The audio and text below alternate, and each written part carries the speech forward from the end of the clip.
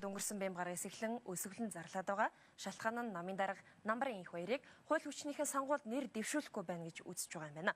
Өнөөдрийн байдлаар тус намын 10 орчим гишүүн нойтон өсөглөнгөө үргэлжлүүлж байна. Тус намын дарга инх баяр цагдаагийн байгууллагаас яс шийдгэлгүй гэсэн бичиг гаргаж өгөхгүй байгаа юм байна. Үүгээрээ дамжуулан түүнийг улсын хурлын 2016 оны сонгуульд оролцуулахгүй байх оролдлого хийж байгаа гэж намынхан үзэж байна. Тиймээстэд тэмцлийн хурц хэлбэр болох өсөглөн сонгоод байгаагаа хэлж байна. Улс төрийн ялзралтай орчинд бид зүгээр л эрүүл саруулын шаардах хүртэл гажиг санагдаж эхэлж шít. Зарим хүн та нар яагаад өлсөд байгаа юм? Болооч. Тэр хүн сонгуульд орох ёсгүй. Тэр хүн ялтаа ялгүй. Хууль тогтоогч нь болохоор би ийм хууль хийсэн. Нөгөө хууль хэрэгжилж байгаа нь бол таны хууль чи ийм биш байна гэдэг. Тэгээ ийм орчинд чи эрүүл ус юм болоод байгаад бид бол энэ асуудлуудаараа гаргаж тавьж байгаа байхгүй.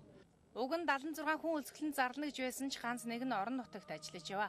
Зарим нь эрүүл мэндийн хувьд тэнцэхгүй байгаагаас 10-аад хүн ихний ээлжинд өлсгөлөн эхлүүлжээ. Монгол Ардын